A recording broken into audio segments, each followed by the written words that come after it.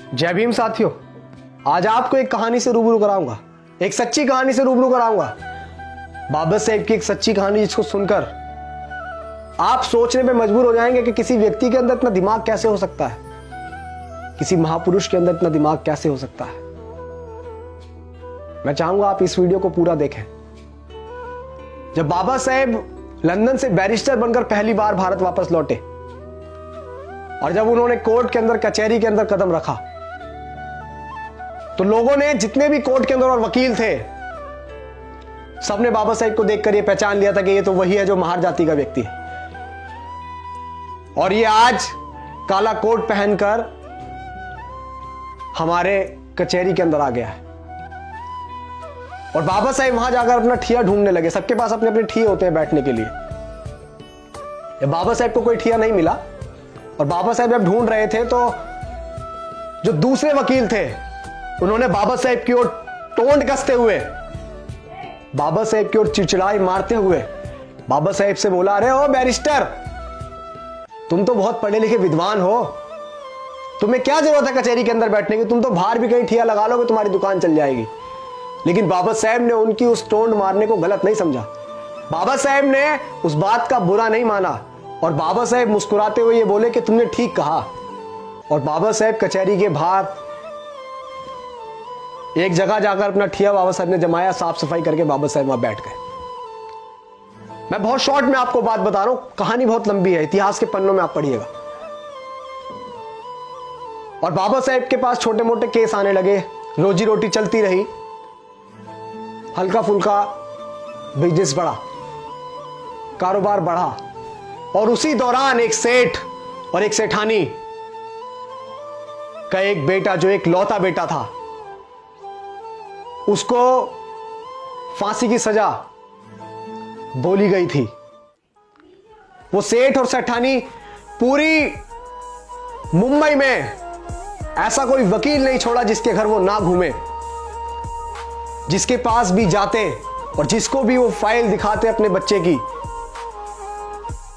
वो मना कर देता कि तुम्हारा बच्चा नहीं बच पाएगा। उसने बहुत पैसा खर्च कर दिया उस सेठ ने। और वो सेठ ढूंढता ढूंढता ढूंढता पूरी मुंबई को खंगालता हुआ उसी कचहरी के अंदर पहुंचा जिस कचहरी के बाहर बाबा साहेब बैठे हुए थे, हमारे मसीहा डॉक्टर भीमराव अंबेडकर बैठे हुए थे।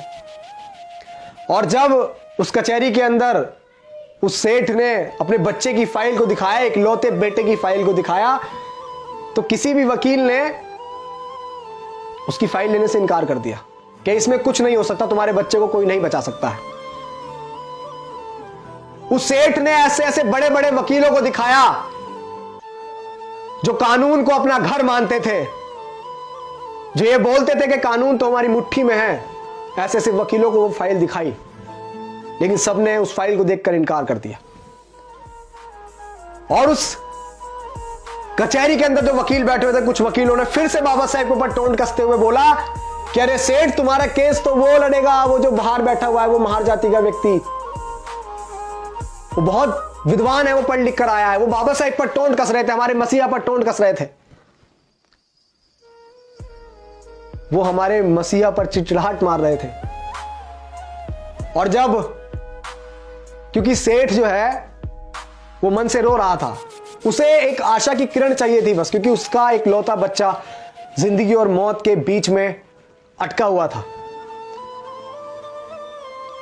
और जब उस सेठ ने सुना, उस वकील ने उस सेठ से बोला, तो सेठ उसकी बात मानकर वहीं पहुंच गया बाबा साहेब के पास और उसके बाबा साहेब के चरणों में जाकर वो जा लौटा और बोला कि हे बैरिस्टर, हे बाबा साहेब, मेरे बच्चे को बचा लो। तो बाबा साहेब ने बोला, सेठ उठो, मैं क्या कर सकता हूं, मैं क्या मदद करूंगा। ये फाइल तुमने किसी और व्यक्ति को, किसी और वकीलों को दिखाई होगी, उनको, उनके पास जाओ, मेरे पास क्या करने आए हो, मैं क्या करूंगा, मैं तो एक महार जाति का हूं, मैं क्या करूंगा, मैं तो नीच जाति से हूं ना। सेठ, आप बड़े बड़े वकीलों को दिखाओ।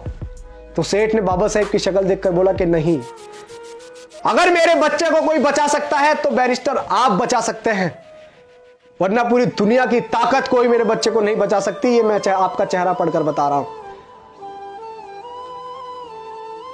कि बाबा साहब मेरी बात आप मान लीजिए, बैरिस्टर मेरी बात मान लीजिए, क्योंकि मैं तो एक बाप हूं, मैं उस पीड़ा को सहन कर लूंगा।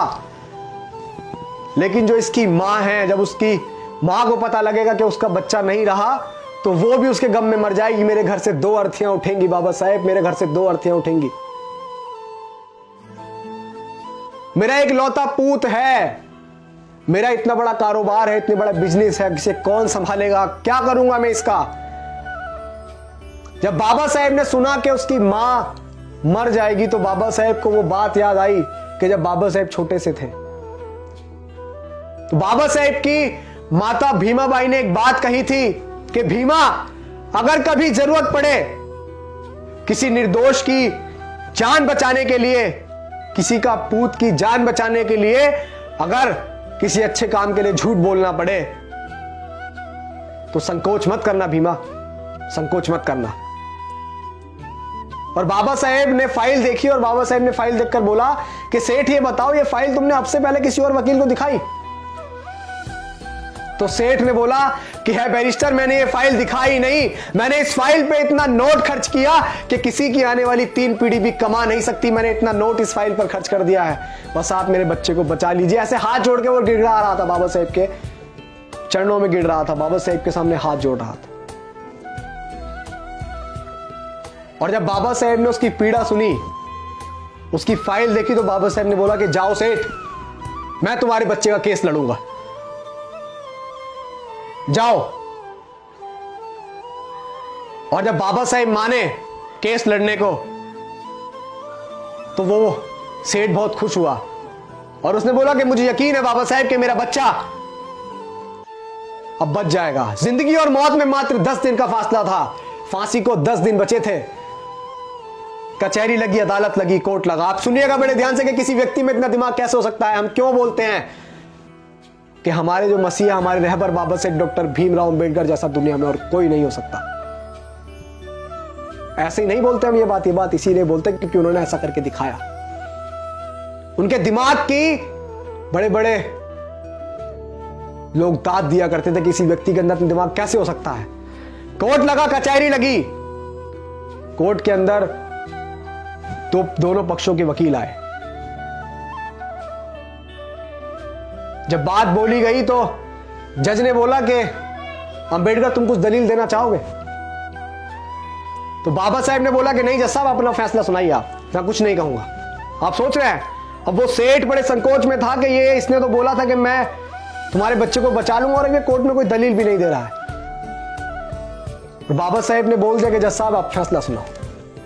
और वो सेठ अपने मन में कह रहा था कि अंबेडकर तुमने हमारे साथ अच्छा नहीं करा बैरिस्टर, मैं बड़े आस के साथ तुम्हारे पास फाइल लेकर आया था, मैं तुम्हारे चेहरे को देखकर कह रहा था कि तुम मेरे बच्चे को बचा लोगे। और जब फांसी की सजा जज ने सुना दी और जब उसको लेकर गए, सुनिएगा बड़े गौर से और इस वीडियो को ज्यादा से ज्यादा शेयर भी कीजिएगा, जब उस लड़के को फांसी की ओर लेके गए और उसके गले में फंदा डाला ही था, तो बाबा साहब ने बोला बस जज साहब बस, आपने फांसी की सजा दी थी, आपने मौत नहीं दी थी। आप देखिए बाबा साहब का दिमाग। और उसी दिन से यह कार्रवाई चली जाती है कि सजाए मौत, अगर किसी को मौत की सजा देनी होती है तो सजाए मौत कहा जाता है, यह नहीं कहा जाता कि सिर्फ फांसी की सजा। बाबा साहब ने कहा कि बस जज साहब, आपने फांसी की सजा दी थी, आपने मौत नहीं दी थी। और यह दिमाग देखकर बड़े से बड़े बैरिस्टर, बड़े से बड़े जो लोग बाबा साहब पे टोंट कसते थे, जो हमारे मसीहा को नीच अछूत बताते थे, जो महर जाति का बताते थे, वो लोग चुप हो गए। और हमारे बाबा साहब शेर की तरह उस बच्चे को छुड़ाकर उस मां के पास लेके गए कि ये ले तेरे तरह बच्चा। और बाबा साहब ने उस निर्दोष की जान बचाई। ऐसे थे हमारे मसीहा। और हमारे मसीहा ने हमें बहुत अच्छा जीवन देने के लिए बहुत कुछ सहा है। तो आप सभी से गुजारिश है कि बाबा साहेब की मूवमेंट में हिस्सा बनिए, इस मूवमेंट का हिस्सा बनिए और समझिए कि बाबा साहेब का कारवां क्या था, उनकी कुर्बानियां क्या थी। किताबों में पढ़िए। जय भीम, जय भारत।